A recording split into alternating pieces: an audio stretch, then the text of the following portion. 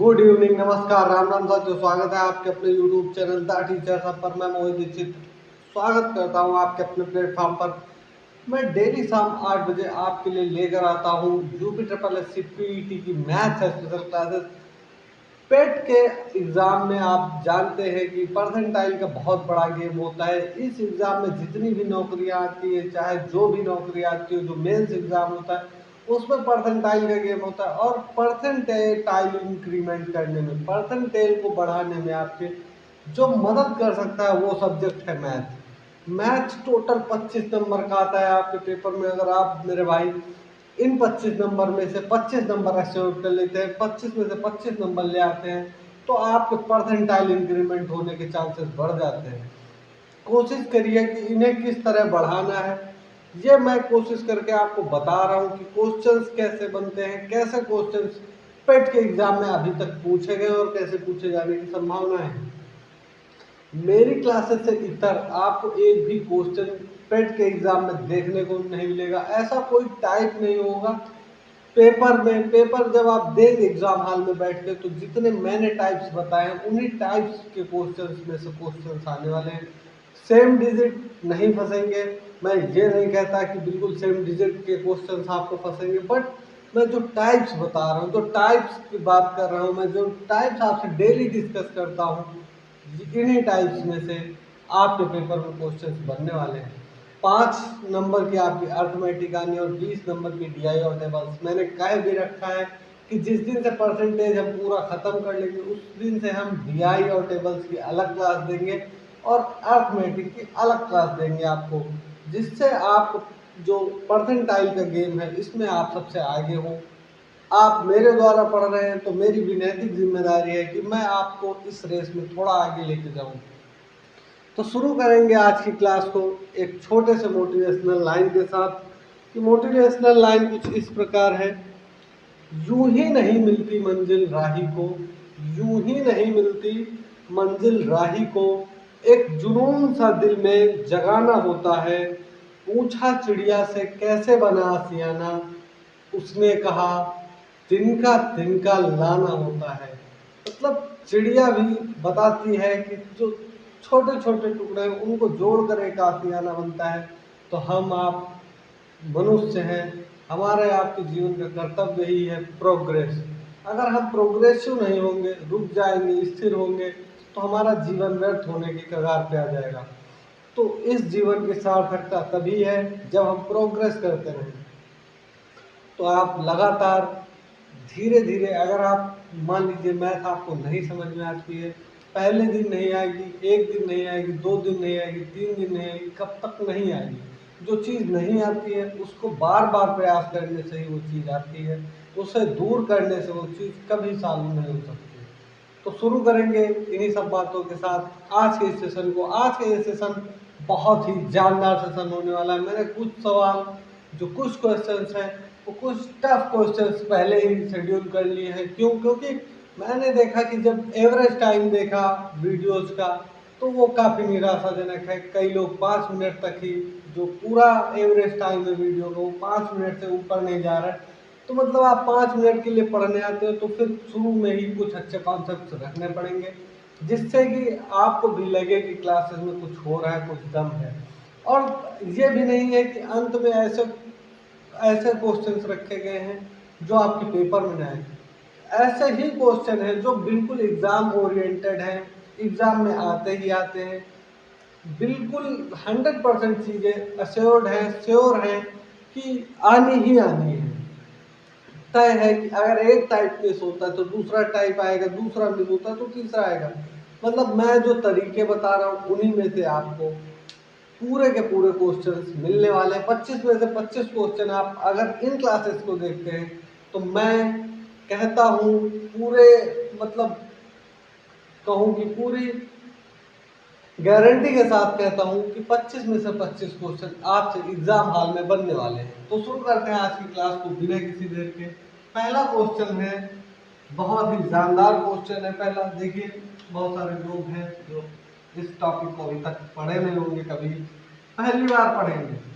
तो यह है कि किसी वस्तु पर दलाली की दर 4% से बढ़कर 5% होने पर भी एक दलाल की आय अपरिवर्तित रही, उसके व्यापार में कितने प्रतिशत की कमी आई?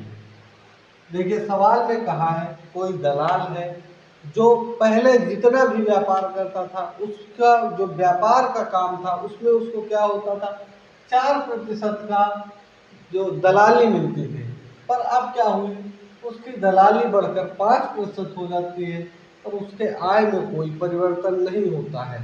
सीधी बात है मेरे भाई कि मान लीजिए पहले उसका व्यापार 100 रुपए से था, 100 रुपए से उसका व्यापार था, तो 100 रुपए का जब व्यापार था और 4% उसको दलाली मिलती थी, तो उसकी दलाली 4%, 100 का 4% मतलब 4 रुपए। अब 4 रुपए इसकी दलाली हुई, मगर कह रहा है कि अब दलाली 5% हो जाती है। अगर अब भी वो 100 रुपए कमाए और उसकी दलाली कितनी हो जाती है, 5%, पर क्या कहता है दलाल की आय अपरिवर्तित रहती है, पहले कितनी कमाता था, 4 रुपए, तो अब भी ये 5% की दर से भी कितना कमाएगा, 4 रुपए। अगर हम इसको बराबर कर दें मेरे भाई तो हमें इसका कुल व्यापार पता चल जाएगा। 5% को जब हम 4 के बराबर करेंगे तो 5 को आप 100 से भाग देंगे तो आपको क्या होगा, ये संख्या में मिल जाएगा। जब ये संख्या में मिल जाएगा तो इससे आपकी चीजें आसान हो जाएंगी। अब ये 100 इधर गुणा कर देगा, जब ये 100 इधर गुणा करेगा तो 5 बराबर हो जाएगा 400, और ये पन्ना अट्ठे 40, मतलब 1 बराबर 80। अब इसका जो व्यापार है वो पहले 100 था, अब कितना है 80। अब कितने रुपए का व्यापार कर रहा है, कुल 80। तो ये पूछ रहा है कि उसके व्यापार में कितने प्रतिशत की कमी आई। मेरे भाई अब बताइए कितनी कमी आई, पहले 100 था अब है 80, तो इसके जो कमी आई वो आई 20 की। अब 100 का 20 कितने प्रतिशत होता है, तो आपको मैंने कई बार प्रतिशत में चेंज करना होता है, 20%। 20% की कमी उसके व्यापार में आपको देखने को मिलेगी। बहुत ही आसान सा क्वेश्चन था, बहुत ही कोई बहुत बड़ी चीज नहीं है। दलाल था, देखिए कोई भी दलाल हो कहीं भी हो, तो जो टोटल व्यापार है उसी में तो दलाली करेगा, दलाली अलग से तो करने लेगा। जो अमाउंट है किसी वस्तु का निश्चित फिक्स रेट है उसी पे दलाली होती है। दलाली ऐसा नहीं है कि कोई बहुत बड़ी मार्जिन चीज से मिल जाएगी, भाई किसी दलाल का कोई सीमा है। आप कहेंगे कि नहीं सर दलाल की कोई सीमा नहीं, भाई आप भी जानते हैं कि 100 वाली चीज 500 में तो बेच थोड़ी ना बेच देगा, वो 100 वाली 100 में ही बेचेगा। हो सकता है कि 100 वाली चीज को भाई 110 में बेच दे, आपको फंसा ले, पर इससे ज्यादा नहीं बेचेगा। तो वही चीज यहाँ पे सीधे लिखी हुई है कि 100 रुपए का पहले वह व्यापार करता था, पर जो उस व्यापार में उसकी दलाली थी वो कितनी थी, 4।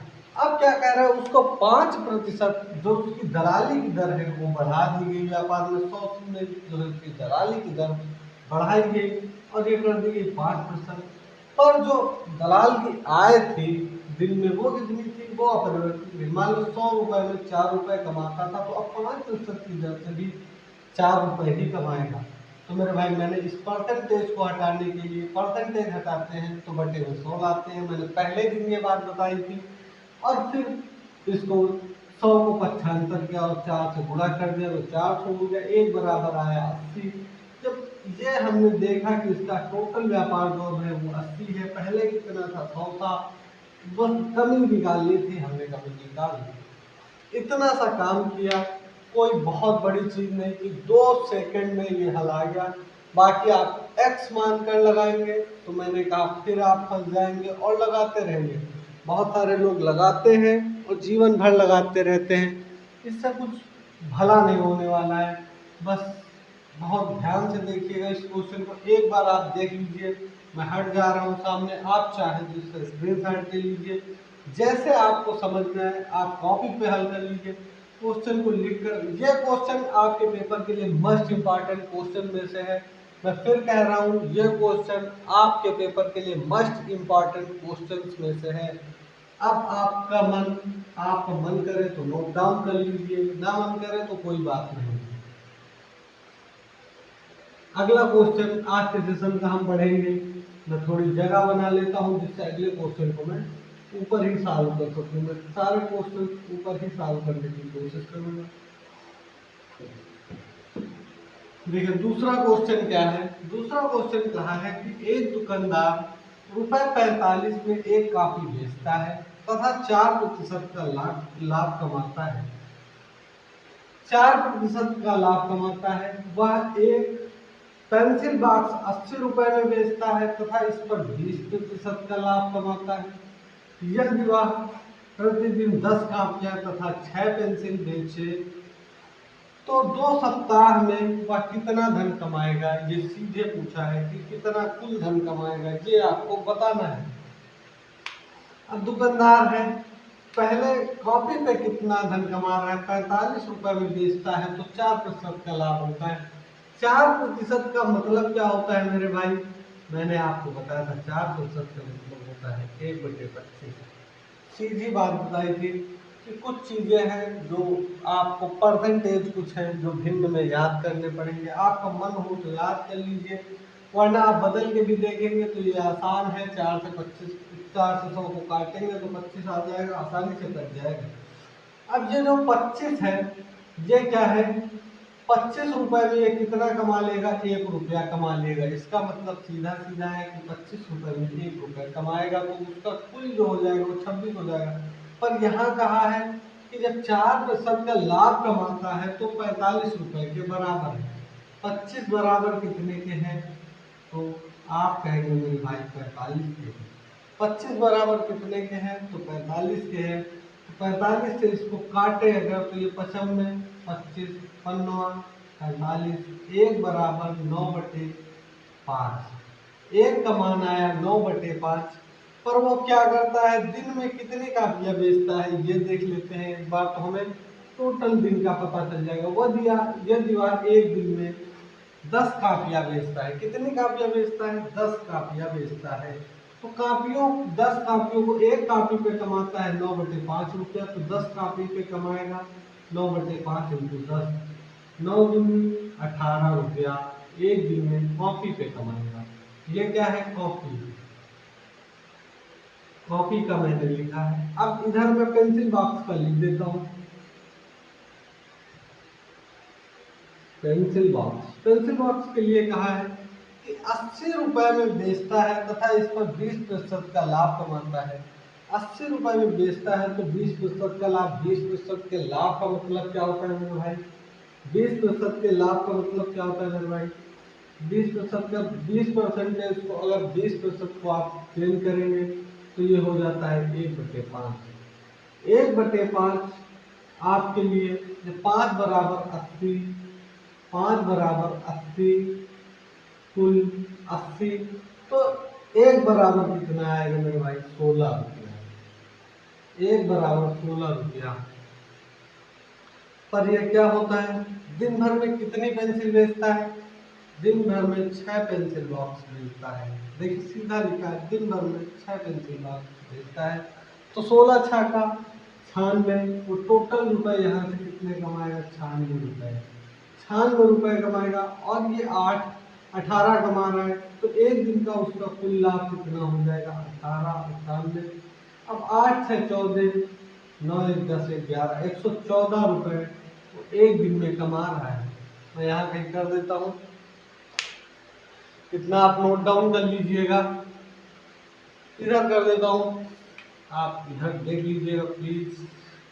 उस साइड का पहले करना है, इस साइड का अलग करना है, ये आप देख लीजिएगा। अब 114 रुपए कमाता है एक दिन में, तो कह रहा है वह 2 सप्ताह में वह कितना धन कमाएगा। 2 सप्ताह का मतलब 14 दिन। 2 सप्ताह का मतलब मेरे भाई 14 दिन। अब जिसको ये बात भी नहीं समझ में आ रही है उसके लिए कुछ अलग से व्यवस्था करनी पड़ेगी। यहाँ कुछ ऐसा बताना पड़ेगा जो आपको समझ में आ जाए। देखिए 2 सप्ताह का मतलब 14 दिन, इसके लिए मैं अब 2 इंटू 7 करके आपको नहीं दिखाने वाला हूँ। अगर आप चाहते हैं मैं ये भी दिखाऊं तो आप कमेंट जरूर करिए कि भाई आप ये भी बताइए, तो मैं ये भी बताऊंगा। 14 चौके होता है 56, 56 का मतलब 6, 14 इक्के 14, 14 5 19, एक 14 इक्के 14, 14 1596 रुपए वो कुल कमाता है। कितने रुपए कमाता है? तो 1596 रुपए कमाता है। सीधी बात की देखो, क्वेश्चन में क्या कहा है, एक दुकानदार 45 रुपए में एक कॉपी बेचता है तथा 4% का लाभ कमाता है। 45 का मतलब 4% का मतलब है 1/25, मतलब 25 बराबर होता है 45 के। जब वो 25 रुपए 45 रुपए बेचेगा, 45 रुपए वाली कापी बेचेगा तो उसे 1 रुपए का लाभ होगा। मतलब 25 वाली कापी बेचेगा तो उसे 1 रुपए का लाभ होगा। तो ये 25 बराबर हमने 45 कर दी। यहाँ से अगर 45 का 1 रुपए निकालें, हिसाब तो निकलता है 9/5 रुपए वो कमाएगा। अब हमने कहा कि 9/5 एक कॉपी पे कमाता है, पर वो दिन भर में कितनी कॉपी बेचता है? 10 कॉपी बेचता है। तो यहाँ सीधे 10 से गुणा कर दे तो टोटल एक दिन की कॉपियों द्वारा उसकी कमाई निकल आती है, जो निकलती है 18 रुपये। अब पेंसिल का कहा तो पेंसिल में वो 80 रुपए में 20% का लाभ कमाता है। 80 रुपए की अगर कॉपी होती है तो उसका 20% का लाभ लेना चाहता है। तो 80 पे 1 का लाभ लेगा तो ये हो जाएगा 16 का लाभ। और 16 का जब वो लाभ लेगा, 1 रुपए का लाभ लेगा तो 16 का लाभ हो जाएगा। तो 16 का लाभ ये देखिए 1 बराबर आ गया 16। और जब 16 के लाभ पे जाता है तो क्या होता है कि एक दिन में वो 6 पेंसिल बॉक्स बेच देता है। तो 16 को 6 से गुणा कर दे तो एक दिन में टोटल जो पेंसिल बॉक्स पे लाभ कमाता है वो निकल आता है 96। और 96 और 18 ये जोड़ दिया कॉपियों के मूल्य, तो उसका टोटल एक दिन का कुल जो लाभ है वो मिल जाता है 114 रुपया। पर कहा क्या है कि एक दिन का नहीं, 2 सप्ताह में वह कितना धन कमाएगा ये बताना है। तो 2 सप्ताह का मतलब 14 दिन, 114 से गुणा किया तो आ गया 1596 रुपया। बहुत सीधी सी बात है। इस तरह के आपके पेपर में क्वेश्चन भर भर के बनते हैं, भर भर के क्वेश्चन आते हैं। मतलब हर सेट में इस तरह का क्वेश्चन आएगा और आप हंसेंगे तो भाई फंसे रहेंगे। क्वेश्चन को पढ़िए और बहुत प्यार से क्वेश्चन को समझने का प्रयास करिए। मैंने पहले दिन कहा था कि मैं आपको परसेंटेज एक नए तरीके से बताने वाला हूँ, वो तरीका जो शायद आप अभी तक नहीं पढ़े होंगे पेट के लिए। तो वो तरीके अपनाइए जिससे आपकी क्या हो, कैलकुलेशन आसान हो जाए। कैलकुलेशन ही आसान करना मेन गेम है आपके एग्जाम हॉल के लिए। कैलकुलेशन जो जितना अच्छा कर लेगा वो आगे उतना अच्छा फाइट करेगा। चलिए शुरू करते हैं अगला क्वेश्चन। अगला क्वेश्चन बहुत ही बेहतरीन क्वेश्चन है। ये टाइप ऑफ क्वेश्चन आपको हर पेपर में देखने को मिलेगा, चाहे एसएससी लेवल का पेपर हो, सीजीएल लेवल का पेपर हो, तब भी ये क्वेश्चन आपके पेपर में फंसता है। मतलब फंसने का मतलब ही यही है कि ये क्वेश्चन हर पेपर में अगर वहाँ परसेंटेज इंक्लूड होता है तो बनने की पूरी काबिलियत, पूरी संभावनाएं रखता है ये क्वेश्चन। अब यह क्वेश्चन क्या है कि एक व्यक्ति की मासिक आय 11,500 रुपए थी तथा उसका मासिक व्यय 9,000 रुपए था। अगले वर्ष उसकी मासिक आय में 14% की वृद्धि तथा व्यय में 7% की वृद्धि हुई। उसकी बचत में कितने प्रतिशत की वृद्धि हुई ये पूछा है। एसएससी एमटीएस का पेपर है मेरे, सॉरी क्वेश्चन है मेरे भाई। और एमटीएस में पूछा गया क्वेश्चन बहुत ही बेहतरीन, अभी जल्दी में पूछा गया था 2022 के क्वेश्चन पेपर में, और बहुत बेहतरीन क्वेश्चन है। देखिए एक व्यक्ति की मासिक आय कितनी है? 11,000। उसकी मासिक व्यय कितनी है? अगले वर्ष में उसकी मासिक आय 14% वृद्धि तथा व्यय में, तो उसकी बचत में। जब बात बचत की हो रही है, यहाँ लिखी है आय, यहाँ लिखा है व्यय। अब हम यहाँ से निकाल लेते हैं इसकी बचत। बचत को अगर निकाल ले तो बचत पे ही काम करना है। पूछते स्टेप वही बनाएंगे जो क्वेश्चन में पूछे जाएंगे, स्टेप वो नहीं बनाएंगे जो नहीं पूछे जा रहे।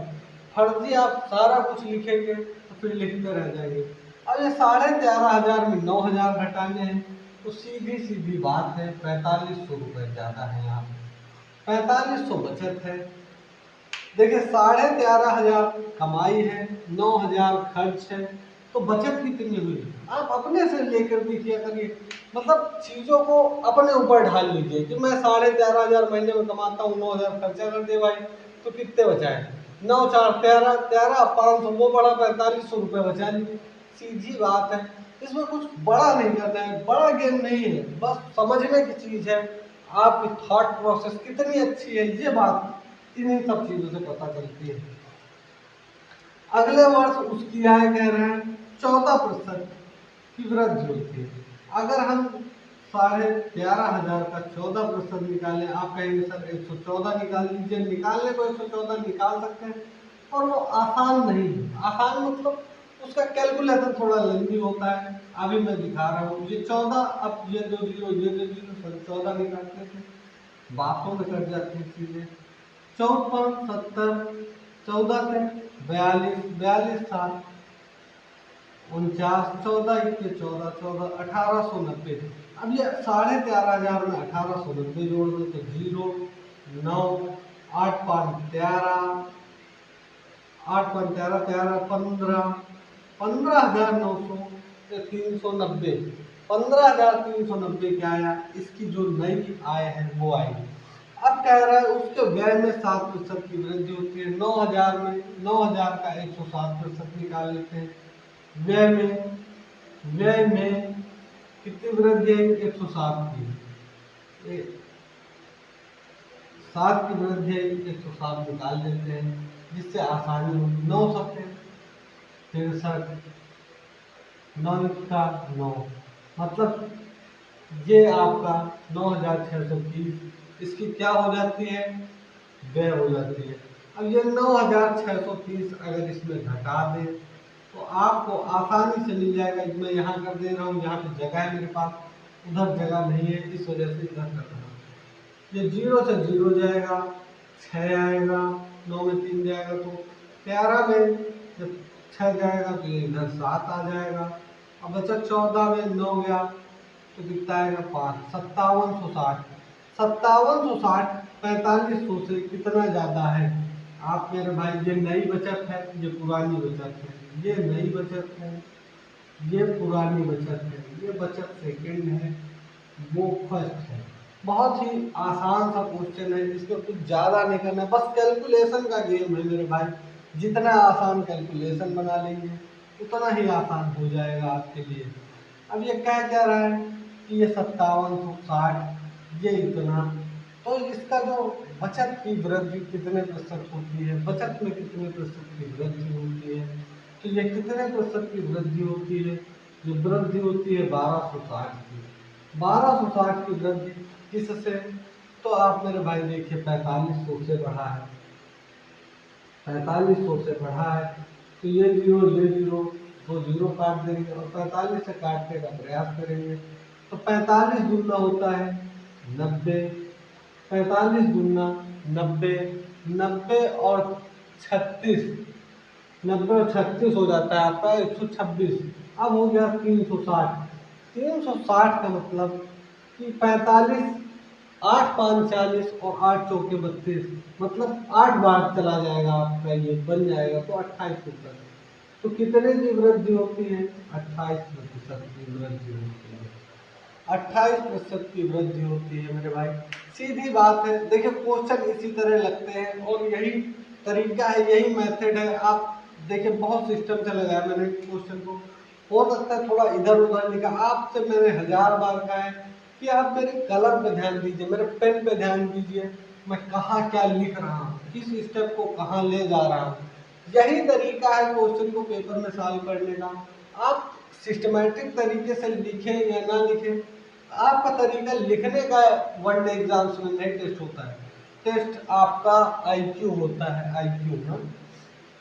देखिए मैंने कहा पहले क्या लिखा था, किसी व्यक्ति की मासिक आय 13,500 मासिक वेतन, तो मासिक बचत मैंने यहाँ से निकाल ली कि आय इतनी 13,500, 9,000 व्यय कर रहा है तो 4500 बचा लेना है। अब कह रहा है अगले वर्ष उसकी मासिक आय में 14% की वृद्धि हो जाती है। मासिक आय थी 13,500, 14% की वृद्धि, 14% मैंने यहाँ निकाला, इसका तो आता है 1890। 1890 को 13,500 में जोड़ देते तो उसकी नई आय मिल जाती है 15,390 रुपया। अब 15,390 रुपये इसकी नई आय है। तो नई व्यय क्या है इसका? नया व्यय में क्या करते हैं, व्यय में भी 7% की वृद्धि होती है। जब 7% की वृद्धि होती है तो मतलब पहले अगर 100 था तो अब 107 हो जाएगा। 107 कर दिया यहाँ पे हमने और उसको 0 काट दिया, इससे आएगा 9630। 90 इंटू 107 करेंगे तो 9630। अब जो व्यय हुआ, जो पहले आय बाद में बढ़ी आय और अब का व्यय बाद का व्यय कितना है, इनका अंतर अगर कर दें तो हमें नई बचत मिल जाएगी। हमने नई बचत ले ली। अब नई बचत पुरानी बचत से कितनी ज्यादा है ये बता रहे हैं। तो पुरानी बचत में अगर इसको घटा दें तो हमें पता चल जाएगा। अब आप देखिए सीधे 4500 है, 5760 है, आप सीधे घटा सकते हैं कि 4500 1000 जोड़ दे तो 5500, 200 जोड़ दे तो 5760 और जोड़ दे तो 5760। तो वही मैंने किया 1260 बटे।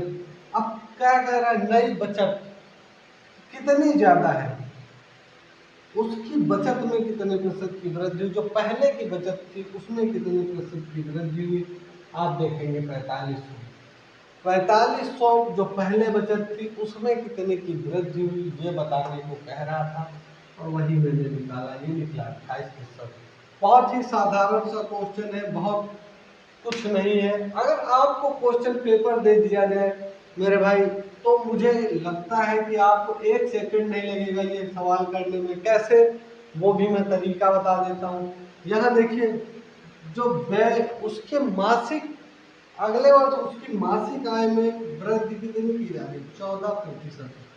14% आय में वृद्धि की गई, 14% व्यय में वृद्धि की गई 7%। 7 और 14 का रेशियो क्या बनेगा, 14 और 7 का रेशियो आप देखेंगे तो ये 2:1, 2:1, मतलब 7 के पहाड़े में ही चल रहे, इधर 2 चले, आय में 2 बढ़ा।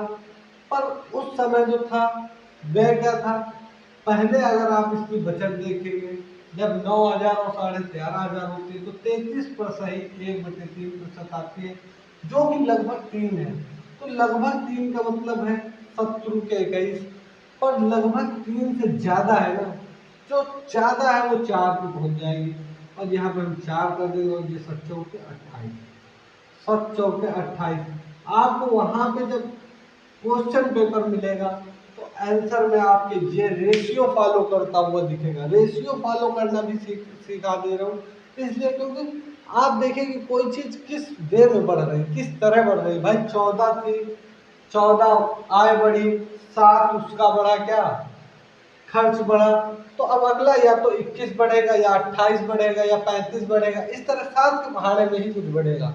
अब 7 के पहाड़े में अगर आपको केवल ऑप्शन एक ही मिल जाता है, मान लीजिए ABCD में कोई जितने आपको 4 ऑप्शन दिए गए, उन चारों ऑप्शनों में क्या होता है कि आपको एक ही जो 7 का भाज्य मिलता है, 7 का भाजक एक ही मिलता है जो 7 से भाज्य है, तो फिर क्या करेंगे, आप उसी संख्या को आंसर मान लेंगे। पेपर की यही ट्रिक है, पेपर करने का यही तरीका है। अब मेरे तरीके तो यही है, आपका अपना कोई अलग कॉन्सेप्ट हो तो भाई नहीं पता। जो मैंने पेपर उठाया उसमें केवल एक ही 7 का भाज्य था, वो था 28%। और मैंने सीधे वहां पे देखा और मैंने देखते ही समझ गया था कि इसका आंसर जो आने वाला है वो 28% आने वाला है। चीजों को सीखने का तरीका है, अपना अपना हर चीज का तरीका है भाई, कि क्या बढ़ रहा है क्या नहीं। वनडे एग्जाम्स में और पेट के लेवल पे क्वेश्चन इतना भारी नहीं आने वाला है कि आपको बहुत ज्यादा डराए धमकाए। क्वेश्चन वही आएगा जो बहुत अच्छा होगा, बहुत मतलब अच्छा, मतलब जो आपका थोड़ा माइंड खर्च कराएगा और बस आप आंसर्स को उसके ऑप्शन से समझ सकते हैं, ऐसे पेपर में आता है। अब BPSC आयोग की तरह अगर क्वेश्चन पूछने लगा तो फिर दिक्कत हो जाएगी, ये बात तो है। अमन का खर्च विमल के खर्च से 30% अधिक है। अमन है कोई, इनका खर्च जो है वो विमल के खर्च से क्या है, 30% अधिक है। पर कह रहा है कि अधिक है। रमन से 10%, विमल का खर्च रमन से 10% कम है। कोई अमन है, उनका खर्च विमल से 30% अधिक है। पर रमन है कोई, इनसे जो है विमल का खर्च 10% कम है। तो माना रमन का जो खर्च है वो कितना है, 100 रुपए। अब रमन का 100 है तो विमल का इससे 10% कम का मतलब 90 होगा। अब विमल से 30% ये अधिक है, 30% का मतलब 130%, 130% का मतलब 13 नहीं है 117, 13 नहीं है 117 मतलब 117 रुपए। अगर ये 100 रुपए खर्च करेंगे तो ये 90 करेंगे और ये 117। अब तीनों को जोड़ दें और इनमें कहा है कि इन तीनों का योग 6447 रुपए हो। तो अब इन तीनों को जोड़ दें तो इसको इसके बराबर ये राशि हो जाएगी। अब इसको जोड़ें तो 100, 190 और 100 हो गए 290, 10, 300, 307, 307 कितने के बराबर है, 6447 के, 6447 के।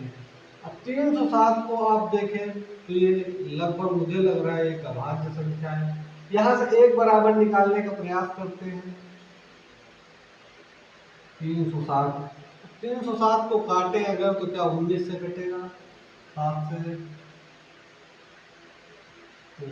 23 से भी नहीं कटेगा, 29 से भी नहीं कटेगा, चलिए 29 से भी नहीं कट रहा है, 21 से भी नहीं कटेगा। अब हम एक नया मतलब जो बेसिक फंड है वो लगाते हैं। 307 को जो है 6447 का भाग देते हैं।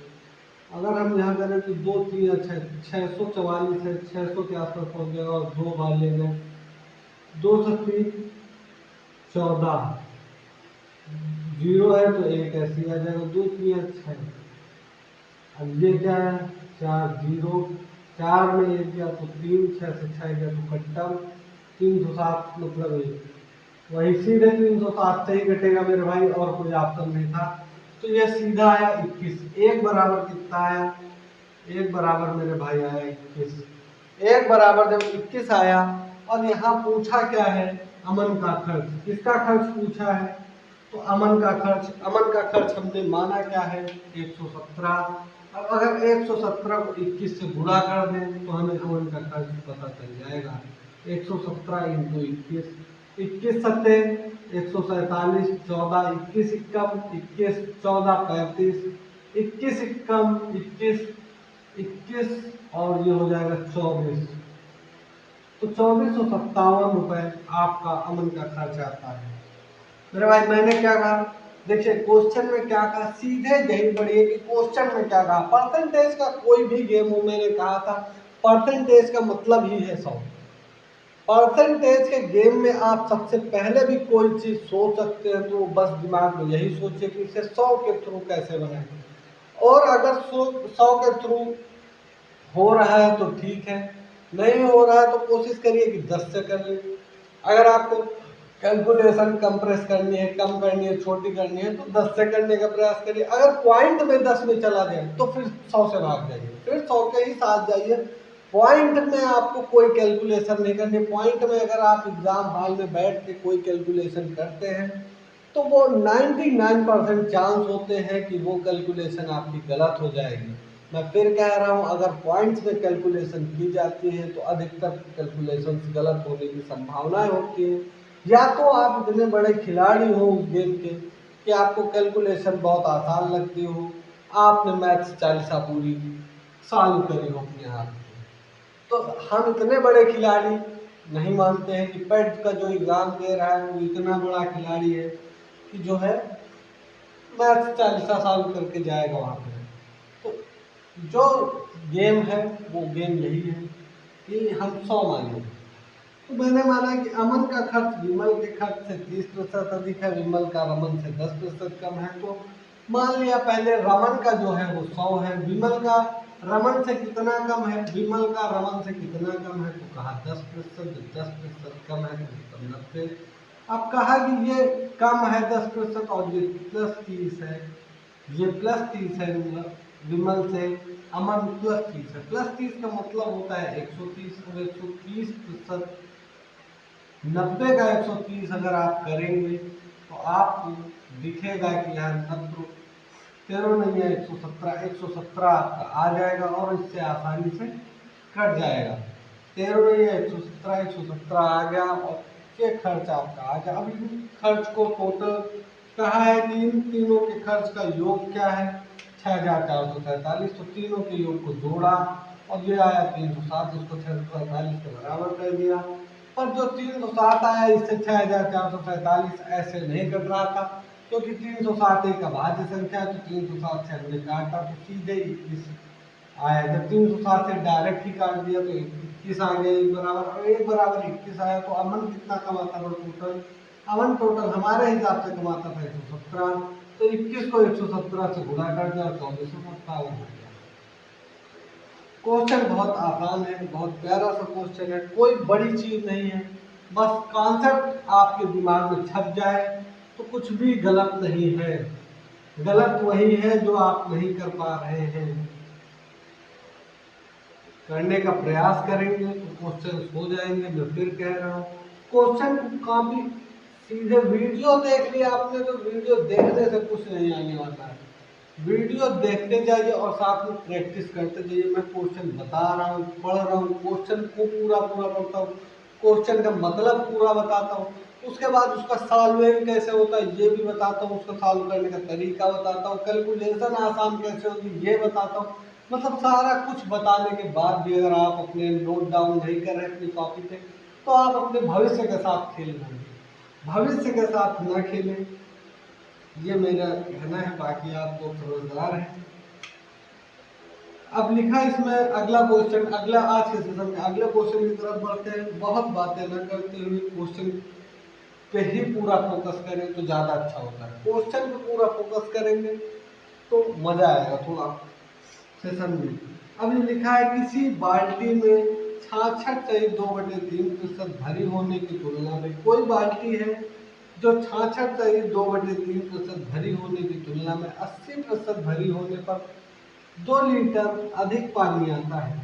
आप ऐसे ही जान जाएंगे कि जब कोई मान लीजिए बाल्टी है तो 66.2/3% जो भरी होने की तुलना में कह रहे हैं कि 80% अगर भरी है तो वो 2 लीटर अधिक भरी है।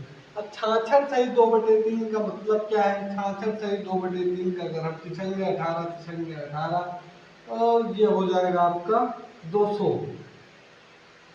कैसे हो जाएगा 200 मेरे भाई?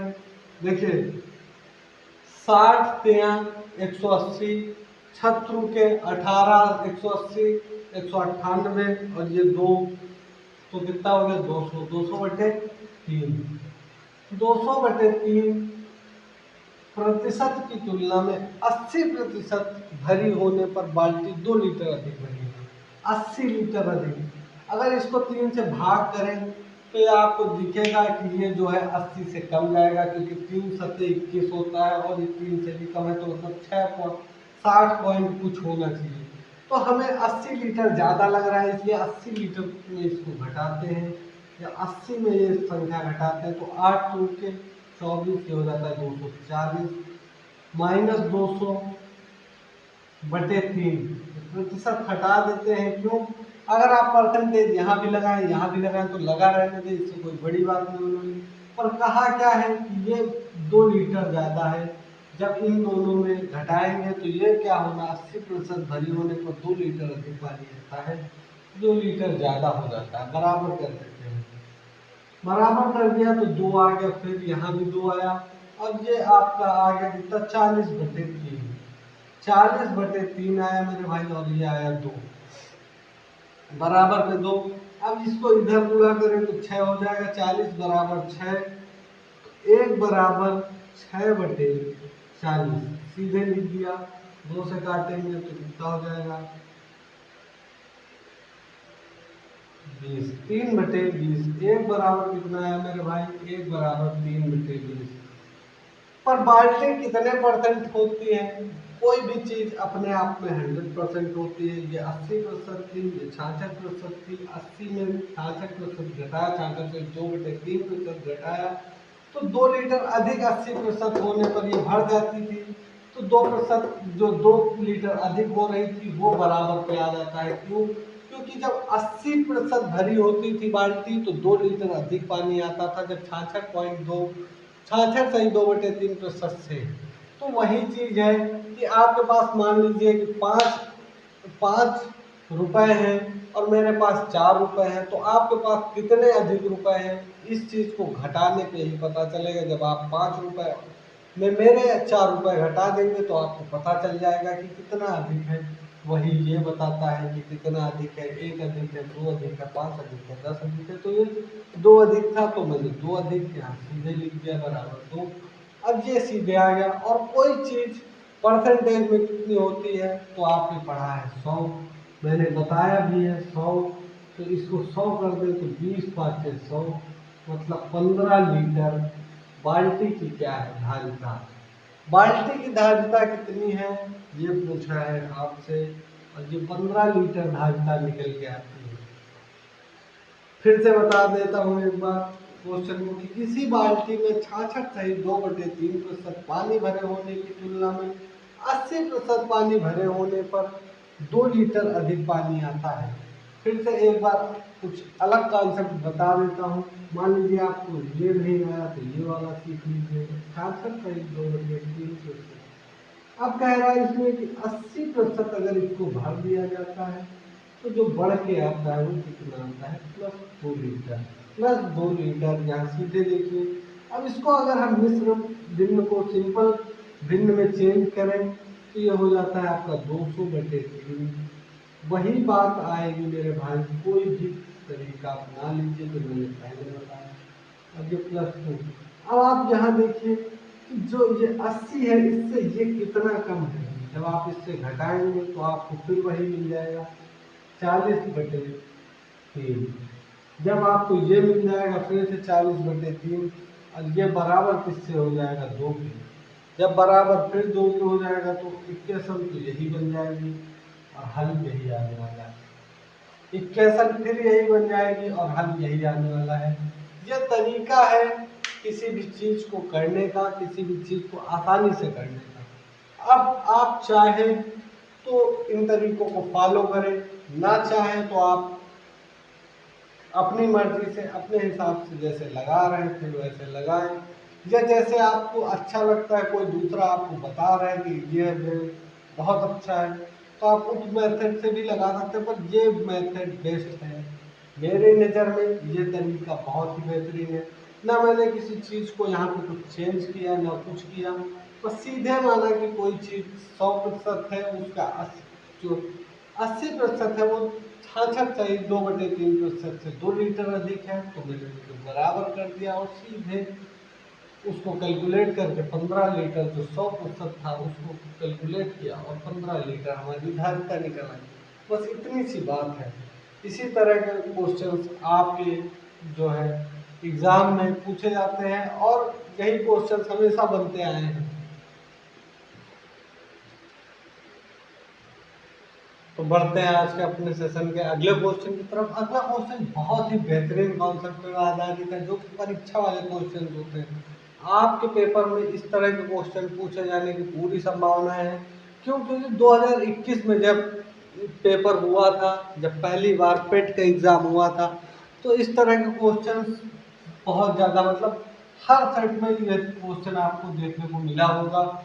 2 सेट हुए थे उस बार और दोनों के दोनों पेपर में ये क्वेश्चन देखने को मिला था। तो शुरू करेंगे इस जो है इस क्वेश्चन को। अगला क्वेश्चन इस तरह है कि एक परीक्षा में उत्तीर्ण होने के लिए 35% अंक लेने होते हैं। परीक्षा कोई है, मान लीजिए 100 नंबर की परीक्षा है, उसमें हमें 35 नंबर चाहिए पास होने के लिए। कह रहा है कि अभ्यर्थी 40 अंक मिले, अगर अभ्यर्थी को इस परीक्षा में कितने 40 अंक मिले तथा वह 30 अंक से फेल हो गया, परीक्षा के अधिकतम अंक मतलब पूर्णांक क्या था ये बताना है। 35% का मतलब क्या होता है मेरे भाई? 35% का मतलब होता है, 35% कहाँ है, 35% को मैं कह रहा हूँ आप भिन्न में बदल लीजिए। तो आप कहेंगे 5 से 35 और 20। अब देखिए क्या कह रहा है कि इसको 20 नंबर में 7 नंबर लाने हैं पास होने के लिए। कितने लाने हैं? 20 में 7। फिर बता रहा हूँ कि 35% को भिन्न में चेंज किया तो पता चला कि 100 में 35 लाने थे, पर 35 को जब भिन्न में कन्वर्ट किया तो 20 में लाने थे 7, और 7 लाने हैं।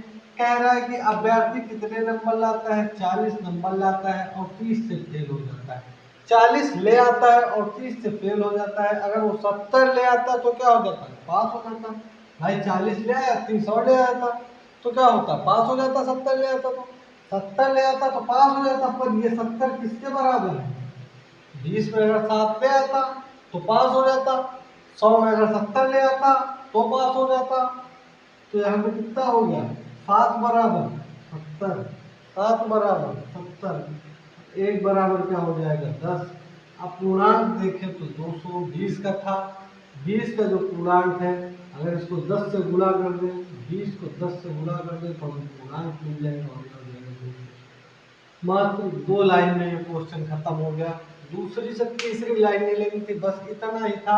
मैंने पहले दिन ही ये सारे जो ये परसेंटेज है वो चेंज करके लिखे थे, पहली क्लास में लिखे थे आपके बोर्ड पे। एक एक जो मैंने कहा था इम्पोर्टेंट है, उसके बाहर कोई भी चीज जा रही हो तो बताना। अगर आपको फिर भी ना समझ में आ रहा हो तो फिर से मैं नए सिरे से भी बता दूंगा, मगर कमेंट करके जरूर बताना कि समझ में चीजें नहीं आ रही। चीजें समझ में आनी जरूरी है। मैंने कहा क्या, एक परीक्षा में उत्तीर्ण होने के लिए 35% अंक लेने होते हैं। कितने? 35%। 35% का मतलब है 7/20। मतलब 20 नंबर अगर कोई पेपर के हैं तो हमें 7 नंबर लाने हैं पास होने के लिए। पर क्या होता है हमारे साथ कि हम जो है अभ्यर्थी 40 अंक ले आता है और 30 अंक से फेल हो जाता है। 40 तो ले आया मगर 30 और ले आता तो वो पास हो जाता। 40 ले आया तो 30 और ले आता तो मतलब 40 प्लस 30 ले आता मतलब 70 ले आता तो वो पास हो जाता। यहाँ क्या कॉन्सेप्ट बना था कि 20 में 7 ले आता तो वही बात हुई, 7 बराबर 70 के तो 1 बराबर 10 के। जब 1 बराबर है 10 के तो 20 कितने के बराबर होगा? तो 200। बस यही पूर्णांक है इसका। पेपर के अधिकतम अंक कितने हैं? 200। बस इतनी सी कॉन्सेप्ट की बात है। दूसरा कुछ कोई नया कॉन्सेप्ट नहीं, नया लॉजिक नहीं, कुछ नहीं। इसी पर बेस्ड एक और क्वेश्चन मैंने लिया है सेशन में। क्यों? क्योंकि ये पूछे जाने की संभावना है। मैंने जैसे कहा कि ये पेट के एग्जाम में एक बार पूछा जा चुका है तो इस तरह के क्वेश्चन आने की संभावना है। इस वजह से मैंने दूसरा भी इसी सेशन में ले लिया है, जिससे आपको अगर आ जाए तो आप ये ना कहें कि इसका जो है इसकी प्रैक्टिस नहीं कराई गई थी। अगला देखते हैं। अगला क्वेश्चन है कि एक परीक्षा में उत्तीर्णांक 40% है। एक विद्यार्थी ने 185 अंक प्राप्त किए तथा वह 15 अंकों से अनुत्तीर्ण हो गया, तो परीक्षा में कुल अंक बताइए। 40% अंक की बात की जा रही है कि परीक्षा का उत्तीर्णांक कितना है? 40। 40 को अगर हम परसेंटेज को अगर भिन्न में बदले तो क्या हो? आप बताइए एक बार। तो ये हो जाता है मेरे भाई 2/5। अब ये हो जाता है जब 2/5 तो मतलब 5 में अगर 2 नंबर ले आए तो हम क्या हो जाएंगे? पास। तो यहाँ क्या होता है कि विद्यार्थी 185 अंक प्राप्त किए तथा वह कितने नंबर से फेल हो रहा है? 15 अंकों से अनुत्तीर्ण हो रहा है। तो 185 प्लस 15 कर दे तो पास हो जाएगा। मतलब 200 नंबर ले आता तो पास हो जाता। कितने ले आता? जो भी पूर्णांक है इस परीक्षा का उसमें अगर वो 200 नंबर ले आता तो पास हो जाता। पर वो 200 ला नहीं पाया, 40% अंक ला नहीं पाया। तो अब ये दो बराबर कितने के हैं? 200 के। कितने के हैं? तो एक बराबर कितना होगा? 100। ये एक बराबर 100 तो 5 बराबर कितना हो जाएगा? 500। पूर्णांक कितना आया? 500।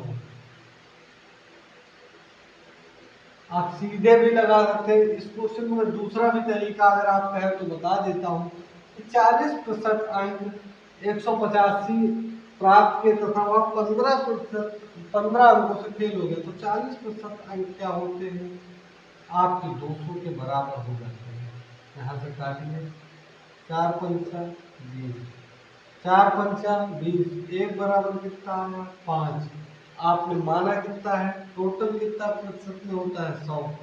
100 से अगर यहाँ गुणा कर दें तो हमें तब भी पता चल जाएगा और वो भी पता है। दोनों ही तरीके हैं, आप जो तरीका चाहें, आपको जो समझ में आए वो लगा लीजिए, ये समझ में आए ये लगा लीजिए, ये समझ में आए ये, बस यही तरीका मगर फॉलो करिएगा। अगर x मानने के चक्कर में पड़े तो फिर मैं कह रहा हूँ आपका कट जाएगा। आप जितने बार भी x मानेंगे, अभी तक हजारों बार कटवा चुके और फिर एक बार और कटवा लेंगे। कटवाने की बस सोचिए, काटने की सोचिए हमेशा। लड़कों से खास अनुरोध है कि कटवाने के बारे में ना सोचे, जब भी सोचे तो काटने की सोचे। अगला क्वेश्चन क्या है, किसी परीक्षा में 5% अभ्यर्थी अयोग्य घोषित हुए। 5% अभ्यर्थी क्या है, वो अयोग्य है, वो किसी लायक नहीं है, फॉर्म भरते ही वो रिजेक्ट हो गए। तथा योग्य अभ्यर्थियों में से 85% सामान्य वर्ग के थे। जो कुल जो योग्य बचे, मान लीजिए हर 100 लोगों ने फॉर्म भरा और 5 लोगों का फॉर्म ही रिजेक्ट हो गया, तो बचे कितने, 95। अब उन 95 में जो 85% है लोग हैं वो क्या है, सामान्य वर्ग के हैं, मतलब जनरल है।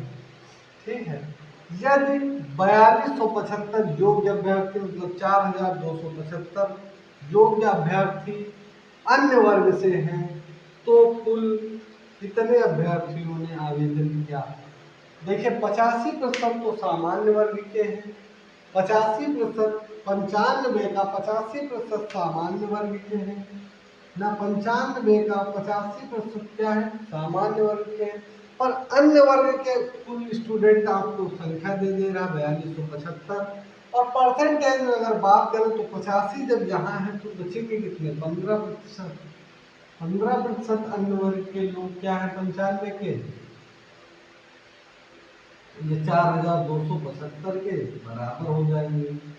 अब ये 4275 के बराबर हो गए, आप आसानी से यहाँ पे काट सकते हैं, चाहे तो काट देते हैं। 5 के 15, इसको काटे तो 5 दूनी 10 20, 500 के 20 और इसको काटे तो 19, तो 19 के 57, 57 बटे 4। सीधे यही काट देता हूँ मैं, आप इतना कहाँ करें, 19 से काटा तो 19 इक्के 19, 19 दूना 38, बचा कितना 4 हो गया 47, 19 दूना 38, बचा 9, 95, 19 5 95। अब आप देखें 3 और यहाँ बटे में 4, 3 बटे 4 है, 3 से काटें तो 3 सत्ते 21, बचा 1, 3 बचे 15। अब 1/4 बचा ऊपर, 1/4, 1/4 मैं लिख दे रहा हूँ, तो आपको समझ में नहीं आएगा कैसे काट दिया, 1 बराबर। अब इस 4 को इधर गुणा कर दें तो 4 पंचे 20 और 4 सत्ते 28, 28 2 30, 300। और कुल कितने थे, हमने माने थे कुल जो थे 100 लोगों ने फार्म भरे थे, तो 100 ने फार्म भरे थे तो यहाँ 100 से गुणा कर दें तो हमें मिल जाता है कितना, 30,000। 30,000 कुल लोगों ने फार्म भरे थे, बस इतनी सी बात है। देखिए क्या कहा है कि किसी परीक्षा में 5% अभ्यर्थी अयोग्य घोषित हुए। मान लीजिए कोई फार्म निकला, उसमें क्या होता है कि जो 100% 100% लोग फॉर्म भरते हैं, उनमें से 5% तो पहले ही रिजेक्ट कर दिए जाते हैं, तो अब कितना बचेगा, तो बचेगा 95 लोग। अब कह रहा है कि उन 95 लोगों में से जो है, जो जनरल कैंडिडेट्स हैं वो कितने हैं, वो 85% है, 85% है। पर इसमें हमें दिया क्या गया है, यदि योग्य अभ्यर्थियों में अन्य वर्ग से 4275 लोग हो तो 4275 ये किसके बराबर है, 95 के 15% के बराबर है, क्योंकि 85% आपके जर्नल थे तो 15% आपके अन्य कैटेगरीज में आएंगे। अन्य कैटेगरीज में 15% आएंगे, उसे 4275 के बराबर कर देंगे और कैलकुलेट कर देंगे तो हमारा आंसर आएगा 30,000। बस इतनी सी कहानी थी इस क्वेश्चन की, ज़्यादा कुछ नहीं। और ये क्वेश्चन पूछे जाते हैं और ये क्वेश्चन ट्रेलर है आपके, अगर कहूँ मैं चुनाव वाले क्वेश्चन का, तो यही क्वेश्चन ट्रेलर है। पिक्चर हम अगले दिन यहाँ से स्टार्ट करके रिलीज करने वाले हैं, फिर अपने अगले सेशन में जो बहुत ही धुआंधार बनाने की कोशिश करेंगे हम। तब तक आप कमेंट सेक्शन को लबालब भरिए, वीडियो को ज़्यादा से ज़्यादा लाइक करिए, चैनल को ज़्यादा से ज़्यादा लोगों तक फॉरवर्ड करिए, शेयर करते रहिए, जिससे कि मेरी रीच बढ़ सके और मैं इस तरह के प्यारे प्यारे कॉन्सेप्ट आप सबके सामने डिस्कस करता रहूं। तो लगातार चैनल को शेयर करिए और सब्सक्राइब बढ़ाते रहिए। धन्यवाद। शुभ रात्रि।